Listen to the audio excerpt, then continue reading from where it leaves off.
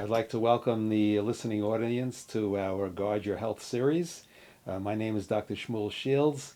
I am a nutritionist in private practice in Queens.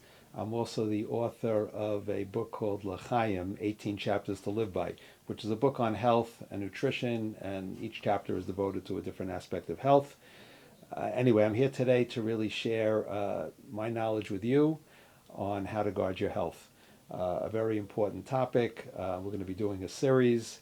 So I want to start just by mentioning, just to have a little bit of a waiver, that I'm giving really health, education today, and I don't think it should be personally applied unless you speak with your healthcare professional. Before making any dietary, lifestyle, exercise changes, make sure you're doing what's safe and right for you as an individual.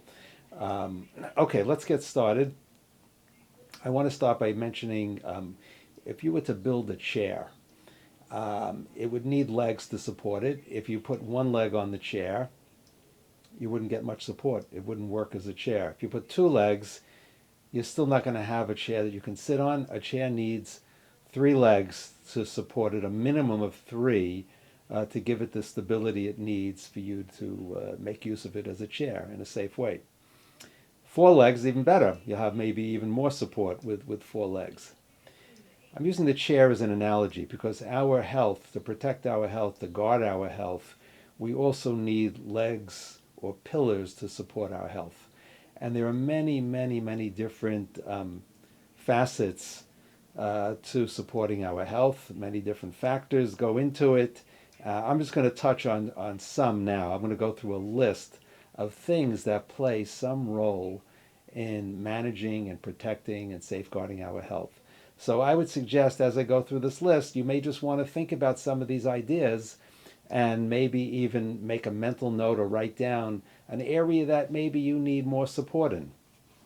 Okay, so one of the pillars that supports our health or regulates our health to some degree is our genetic makeup. We know that different families have sometimes a genetic predisposition towards certain illnesses. What that basically means is that your risk may be a little higher for the illness. It could be diabetes, it could be heart disease, it could be arthritis, etc. It doesn't mean you're automatically going to get the disease, but your risk factors are going to be higher than somebody that doesn't have that genetic predisposition. So knowing your family history is important, and taking steps to let your healthcare practitioners know of your family history is important, so they could be more proactive in that area. Again, let me go through the list. So genetic predisposition, weight management, exercise, adequate sleep, proper hydration, healthy foods and beverages, stress management and anger management, having a positive attitude, having hobbies, doing volunteer work,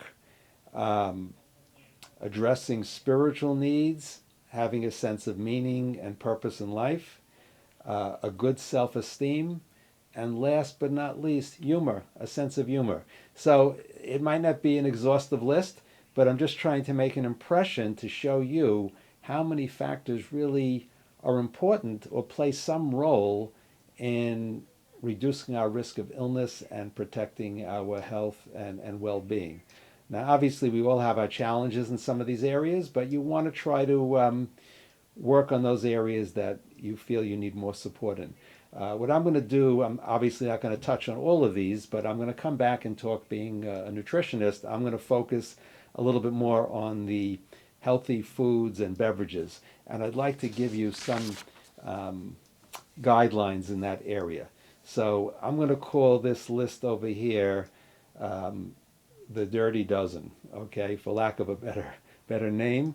But these are some of the things that would put you at risk if you use these kind of items on a regular basis in your diet. The consensus is that it would put you at risk for potential health problems.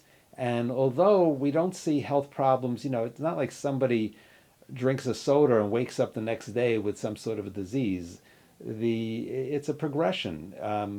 Over time, the health of the body is compromised based on our lifestyle habits.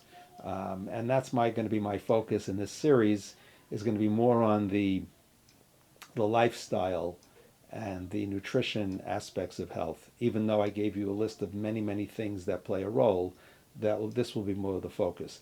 So let's go through the list of the Dirty Dozen. I'll comment here and there on some of these items, but it's just a general working list. If anybody does have any comments or questions or feedback they want to give me, there will be a way to do that. There'll be contact information on the video. Okay, so soda and soft drinks. Again, whatever you could do to get those out of the diet. There's no benefits, no health benefits to soda and soft drinks. Whether they're regular soda, diet sodas, it doesn't matter. You want to try to move away from those and into better beverages, whether it's caffeine in moderation, black tea, green tea, herbal teas, maybe moderate coffee drinking, but mainly you want to focus on water, which is still your best drink. We're going to talk about that a little later. Sweets, sugar, refined sweets and sugars are a real source of potential health issues. We consume more sugar now than ever before. In the 1700s, 1600s, I should say, when the Pilgrims first came to this country, the average person was consuming about 7 pounds of sugar annually.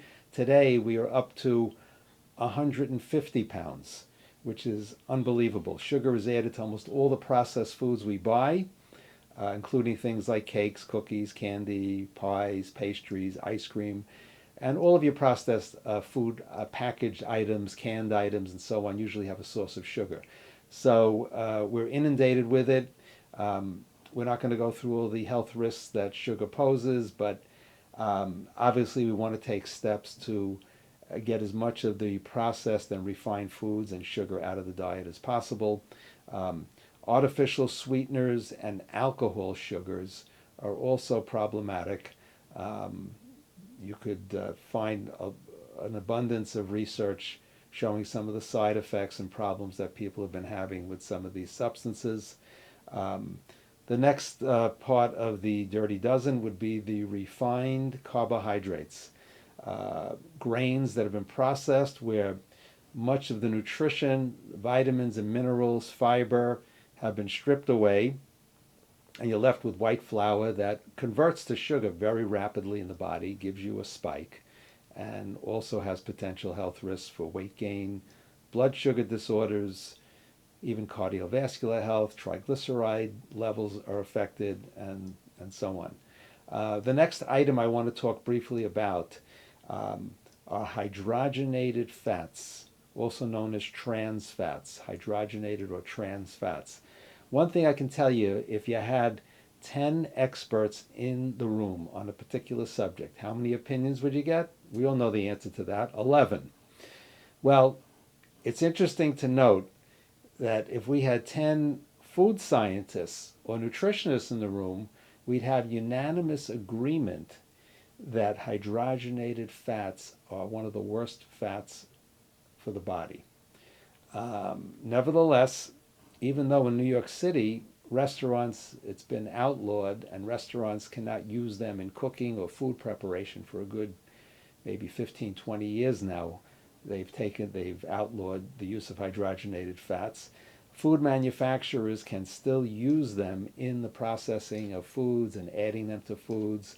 So things like your typical stick margarine, your commercial peanut butters, many of them add a hydrogenated oil or fat.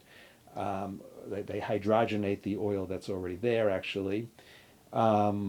Cookies, cakes, pastries, a lot of your commercial baked goods, even some breads, some salad dressings, mayonnaise.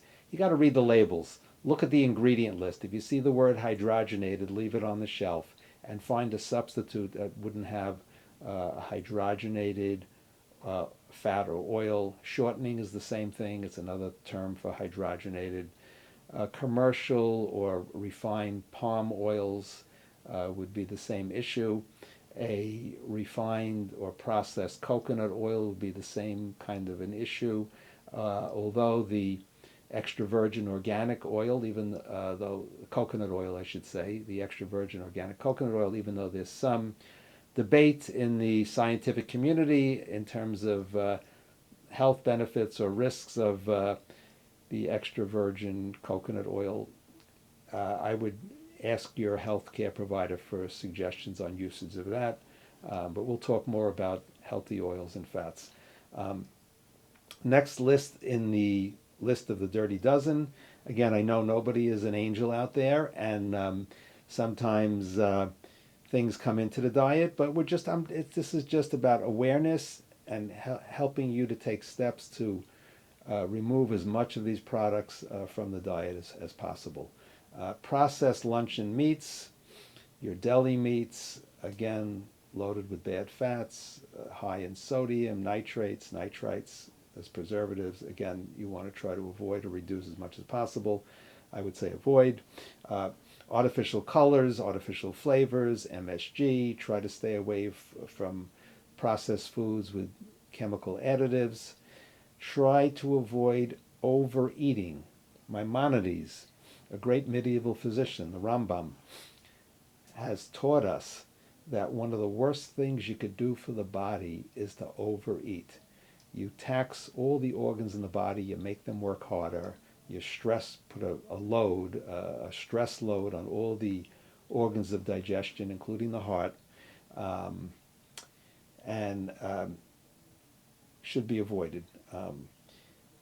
Late night eating and snacking, another on the list of the dirty dozen, to try to avoid, snacking and eating through the night, eating too fast, being sedentary, and also try to get away from the poor snack choices, choosing salty and fried snack items and chips and things like that also will not be in your best health interests. Okay, so that's a little bit of a run through of the dirty dozen. Thank you for listening.